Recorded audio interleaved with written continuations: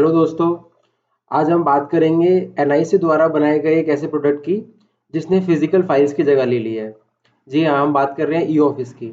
NIC यानी national informatics centre, इसने एक प्रोडक्ट बनाया है ई ऑफिस नाम से, जो आजकल मोस्टली सभी सरकारी ऑफिस, सरकारी दफ्तरों में और पीएसयूज में भी यूज़ किया जाता है। तो आज हमारा ये ई ऑफिस का पहला इंट्रोडक्टरी सेशन है।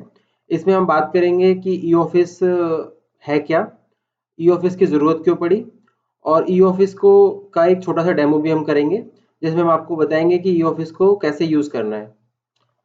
तो सबसे पहले हम बात करते हैं ई ऑफिस की। तो ये एक डिजिटल वर्क प्लेस है जिसने फिजिकल फाइल्स की जगह ले ली है। तो पहले क्या होता था, जब ई ऑफिस नहीं था उससे पहले क्या होता था कि जब भी कोई परचेज संबंधित फाइल या कोई वर्क्स आपको कराना है, कोई काम कराना है, उससे संबंधित फाइल, तो नॉर्मली क्या होता है कि एक डीओपी के हिसाब से जो हमारी फाइल होती है वो आगे मूव करती है। डीओपी की बात करें कि डेलीगेशन ऑफ पावर्स होती है कुछ भी काम कराने के लिए या कोई भी डिसीजन मेकिंग के लिए। तो नॉर्मली मोस्टली जो ऑफिसेज होते हैं, उन ऑफिसेज के अंदर अ, विभिन्न प्रकार के पॉलिसीज होती हैं, जैसे वर्क्स पॉलिसी हो गई, परचेज पॉलिसी हो गई, सर्विस पॉलिसीज हो गई। तो उन पॉलिसी को ध्यान में रखकर ही हम कोई भी काम करते हैं। तो ई ऑफिस आने से क्या हुआ कि जो काम हम फिजिकल फाइल्स के माध्यम से किया करते थे, वो अब हम डिजिटल माध्यम से कर पा रहे हैं। तो उसके कुछ फायदे भी हैं। फायदे जैसे कि नॉर्मली क्या होता था कि जब भी किसी डेस्क पे हम फाइल छोड़ के जाते थे, जैसे सपोज ये हमारे अफसर हैं, ये इस फाइल को आगे बढ़ाएंगे या फिर ये इस फाइल पे साइन करेंगे, तो उसका कोई टाइम स्टैंपिंग नहीं होती थी। आज फाइल गई, 4 दिन लग गए, 5 दिन लग गए, उसके बाद फाइल कहीं और चली गई, तो उसका जो टाइम स्टैंपिंग है या फाइल कितने बजे आई, कितने बजे गई, उसको एक सेंट्रलाइज्ड लोकेशन से या फिर कोई अथॉरिटी है वो उसको असेस करना चाहे, देखना चाहे कि भाई इस काम को कितना टाइम लग गया, ये फाइल यहाँ कैसे अटकी पड़ी है, तो उसको आप नॉर्मली आपके पास कोई तरीका नहीं था उसे जानने का, देखने का। लेकिन ई ऑफिस आने से क्या हो गया है कि जो फाइल को इनिशिएट करता है किसी भी काम के लिए, वो क्या करेगा कि फाइल को डिजिटली माध्यम के हिसाब से दूसरे के अकाउंट में भेज देगा। अब दूसरे के अकाउंट में भेज देगा तो उससे क्या होगा कि उसकी टाइम स्टैंपिंग आ जाएगी, और उसके बाद वो जब आगे उस फाइल को प्रोसेस करेंगे, दूसरे जो उनके बड़े अफसर है या उनके बड़े अफसर है, तो इस हिसाब से क्या है कि उसका एक पूरा मूवमेंट जो फाइल का है वो आप एसेस कर सकते हैं, उसको मॉनिटर कर सकते हैं। तो ये एक बहुत बड़ा एक कदम है सरकार का कि सभी जगह ट्रांसपेरेंसी लाई जाए। तो ये तो बात हुई कि ई ऑफिस की जरूरत क्यों पड़ी, ई ऑफिस आया क्यों। और दूसरा जो एक महत्वपूर्ण पहलू है इसका, वो ये है कि अगर हम फिजिकल फाइल्स यूज करेंगे, गत्ते की फाइल यूज करेंगे, हम पेपर्स यूज करेंगे, हम बहुत सारे पेपर प्रिंट करेंगे, तो उससे क्या होगा, हमारा पर्यावरण जो है उसको उसकी कीमत अदा करनी पड़ेगी।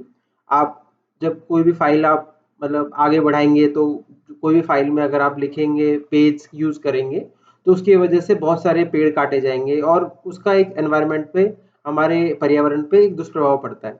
तो उसको भी काफी हद तक ई ऑफिस ने कम कर दिया है। खत्म नहीं किया है, बट जी हाँ, कम कर दिया है।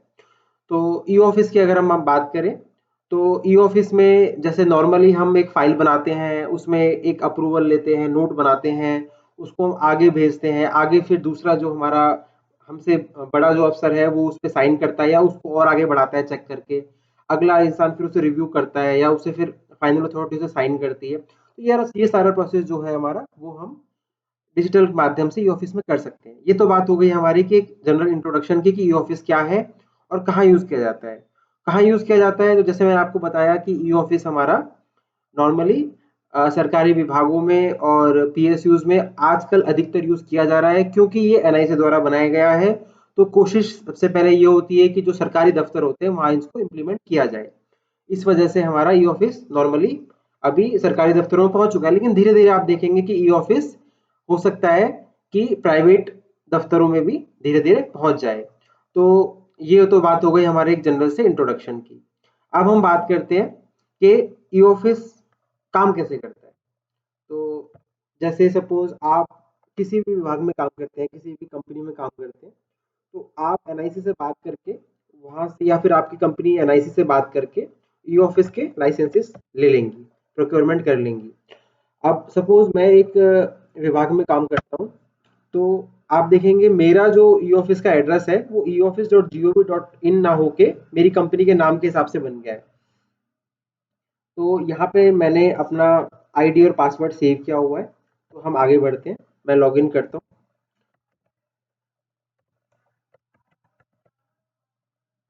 जैसे ही मैं अपनी कंपनी के ऑफिस पे लॉगिन किया मैंने, तो आप देखेंगे कि एक होम पेज खुल गया है। अब ये जो होम पेज है, इसमें आप देखेंगे कि अलग अलग मॉड्यूल्स दिए हुए हैं। तो ये आपके संस्था पे, आपकी कंपनी पे, आपकी सरकारी जो आपका दफ्तर है उसके ऊपर है कि उन्होंने किस किस मॉड्यूल को परचेज किया है। तो अगर मैं हमारे हमारी मतलब कंपनी की बात करूं, तो हमने ई फाइल, नॉलेज मैनेजमेंट, ईमेल, इन सभी को हमने प्रोक्योर किया हुआ है। तो जो इसका सबसे महत्वपूर्ण, इसका जो ई ऑफिस का जो मॉड्यूल है वो ई फाइल है, यानी कि फाइल मैनेजमेंट सिस्टम। तो हम ई फाइल पे क्लिक करते हैं। आप देखेंगे कि इसने रीराइट कर लिया एप्लीकेशन को,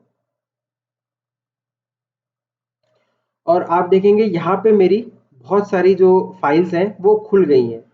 अब ये जो फाइल्स हैं हमारी, ये सारी वो फाइल हैं, या तो ये मैंने इनिशिएट करी हैं और मेरे पास दोबारा आई हैं एक अप्रूवल होने के बाद में, या फिर रिजेक्शन की वजह से, या किसी दोबारा पुट करने के लिए, या किसी और ने इनिशिएट फाइल करके मुझे चेकिंग के लिए या अप्रूविंग के लिए भेजी है।